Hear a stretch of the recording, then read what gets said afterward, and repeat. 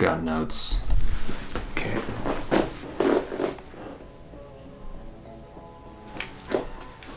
Hello audience. Talk about the Sony A7RV today. This is my first YouTube video. And I thought it'd be good to do a review on my new camera that I've had about a year now. And you know, I've done a lot of research into just why I chose this compared to the A1, because I was very close to buying the A1, but I just didn't want to spend the money really. So thought I'd start by giving a little introduction first. I'm Sean. Hello. I've been taking pictures for a very, very long time.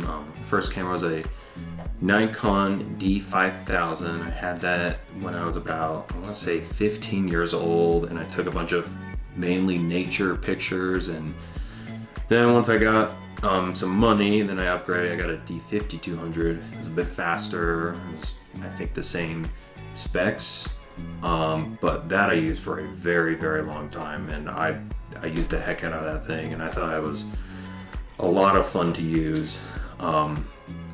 And using that really kind of enriched me taking pictures and like expanded my horizons with trying to experiment taking different photos. And that's why I started doing a bunch of more car pictures as well, because that's one of my main pillars, taking pictures.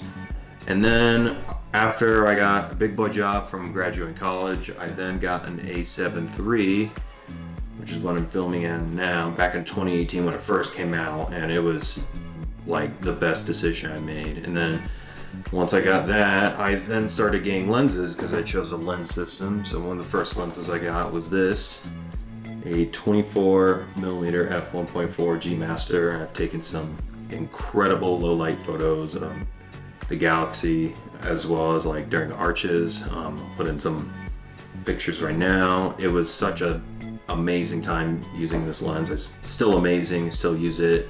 And I've used this on my R5, which I'll show some photos about that in a little bit. About a year ago, I got this guy, and I thought I should give my own little long-term amateur skill review on this. Not sure, I don't know, a hobbyist, I'll just say that. So anyway, so then earlier I mentioned, you know, A7RV versus A1. So because I was very much considering getting an A1. When I was going through this in my head around in 2022, the A7 IV came out. I took that camera and my A7 III to Italy and the Austrian Grand Prix. Mainly used the A7 IV because I knew it was playing on my mind. I was going to get a new camera, and they were going to both be higher megapixels. The A1 was 50, the A7R4, R5 was 61, and just wanted to see what it was like using a more high resolution camera.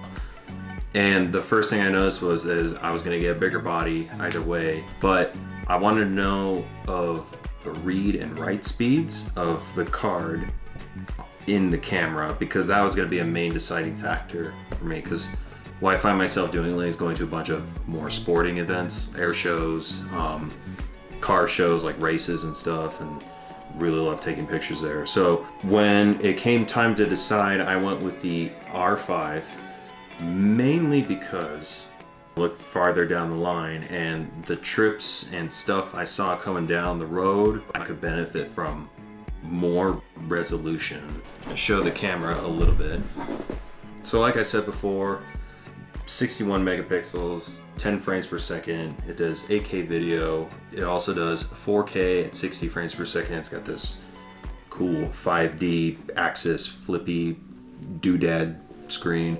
I don't know what to call it, something like that. But this has actually been very helpful, because I've been, you know, when I've been out in the field, I'll do it like this, or if I want to shoot down low, pull it out, you know, like this, and I can look down on it.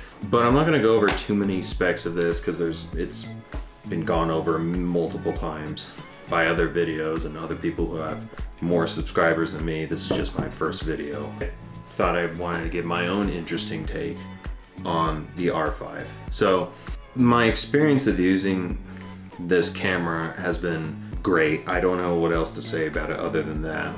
The first thing I did notice though was the file sizes were very, very large. It was, I think, uncompressed RAW is about 176 megapixels. No, I'm sorry, megabytes. It's some astronomical number. Yeah, I'm looking at a few pictures in my Lightroom here, 130. That I knew was a lot of data, and that was the other thing when I was doing research for this camera is the memory read and write cards. So I've found it useful, and I was doing this research before shooting sports, is that if you get a V60 SD card, or if you get one of these, you know, CF Express type A cards, you're going to be perfectly fine. If you shoot in compressed RAW, that's the big thing, is a lot of the sports that I ended up shooting were in compressed RAW, and that saved a lot of space, as well as the camera being able to like keep up, because I found there's an actual limitation with the camera. If you shoot in uncompressed RAW, you're only going to get 7 frames per second, and I wanted 10. Shooting in compressed RAW made me, or allowed the camera to shoot 10 frames per second. It was very, very low image quality degradation. The other thing about using this camera is the battery, mainly because, like I said, during those sporting events, it would suck battery. Now, the A7 III, when I was using that had a lot more battery for shots throughout the day. And I could easily go through the whole day taking pictures and not worry about changing batteries. But that was because I was shooting a lot of pictures in a day. And then with this, I would find myself with maybe 30% left at the end of the day. So that's why when I bought this, I ended up getting this, the battery grip. And it's nice only because when you're carrying this around all day, and you have the vertical grip, you hold like this, it makes it a lot easier and a lot more nicer to, you know, if you want to take vertical portrait shots. When using it out in the field, like I said, specifically for sporting events, that becomes useful because you don't have to worry about changing, it just automatically swaps over.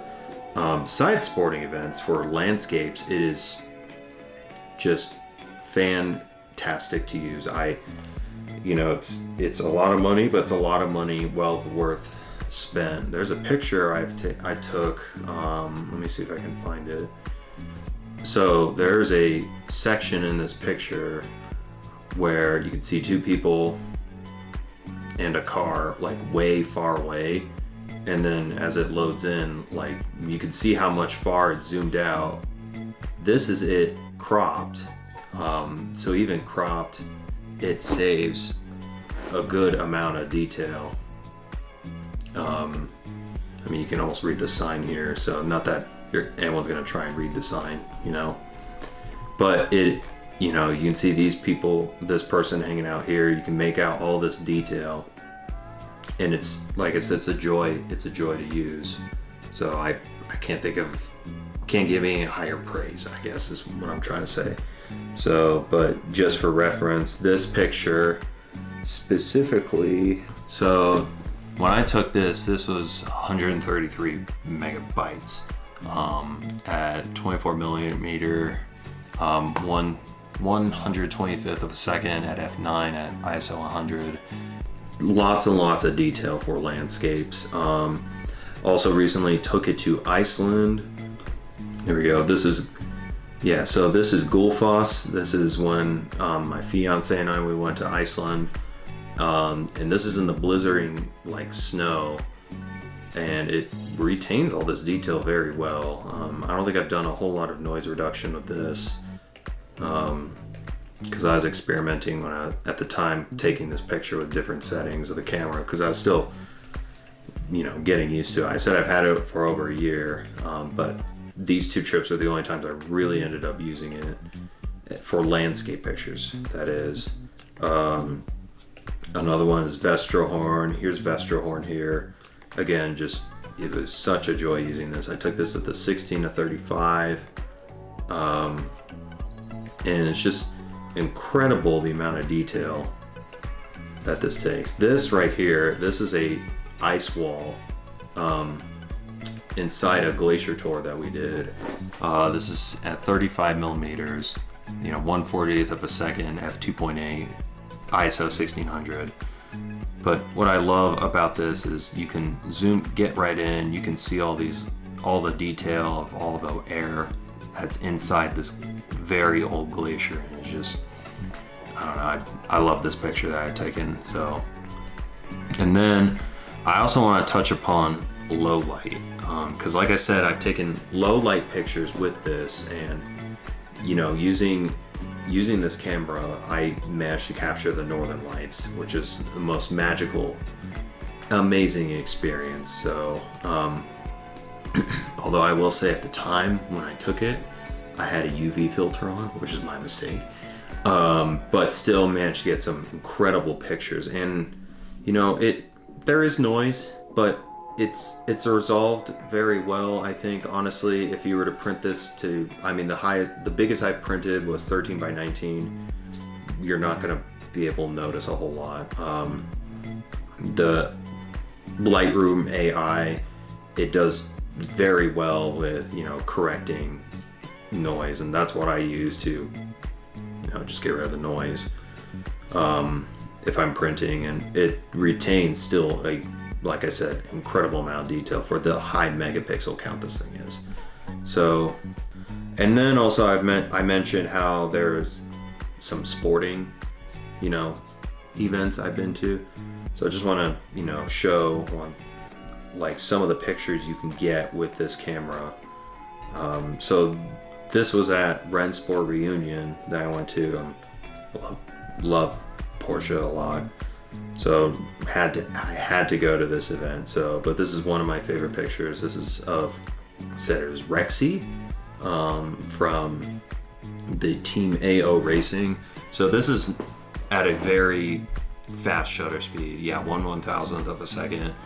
This is cropped in 65.99 megabytes, and this is the compressed RAW. And at the time when I took this, I had very big 100-400 lens on this, plus the battery grip. You know what? Let me just assemble it.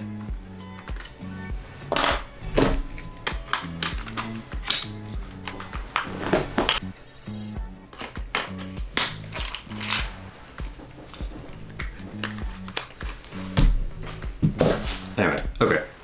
Yeah, this is the setup I would use at a sporting event. So vertical grips, you can hold it like this, 100-400, because you can't get too close to the cars. They put you, just spectator. And then I use the foot for part of the camera strap, and then I have various mounting points from the Peak Design system that whatever feels most comfortable at the time. So, but yeah, like I said, a lot of these photos are compressed because once you're burst shooting these, the detail you get in these shots, like from the compressed file, they're completely usable there. And with the 61 megapixels, you still get a huge amount of detail. Here's Rexy again with the AO Racing sticker, right? You can see that. You can see the heat coming off of the exhaust. If I go over here and I zoom in on this, you can make out WeatherTech, IMSA, the Michelin Man. So there's one I took of an action shot of a GT3 RS going at speed. Here we go. So this is one of the better shots I got at f/25, 1/80th of a second. So I had a pan with this as I was taking it. So you can zoom right in, you can read Porsche on the brake caliper. You can see the weave of the carbon fiber on the guy's helmet. You can read the website that's on his visor. It's no bigger praise. Honestly, not having the A1 and having this, I don't care. So You know, save some money, I guess. So it's a very very versatile camera to use. Do I regret getting this over an A1? Not really, no. It's honestly like, I'm just an enthusiast, a hobbyist. Would I like to have an A1 as well as this in the arsenal? I guess. But at the time, I don't think I need it, because this is already so good. But I will say, what I wish I knew before buying this camera is, you know, the whole memory card ordeal. Memory card and battery, I think that just comes with the more professional R-line body for Sony's cameras. So I will say too that you would also need a good computer to actually process these files and somewhere to be able to store them. I have a 4 terabyte hard drive, you know, an SSD that's sitting right below the camera. You just don't see it. That's just another thing to prep for if you were to go out and get this camera. But also, I would, if you don't want the vertical grip, that's totally fine. I would also look into getting extra batteries if you decide to go and pick up this camera. So, hi. What? Dude. Hi. What are you doing? You saying hi? Okay, bye.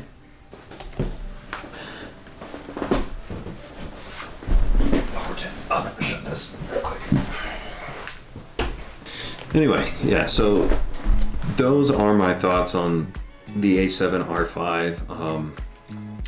It's a joy to use. It's worth every penny.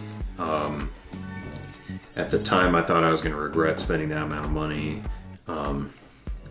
but I don't. Main objective with me with buying this was to create memories that are going to last a lifetime, and I think that's what this is going to do. So anyway, so that's it for my little long-term hobbyist amateur review of the A7RV.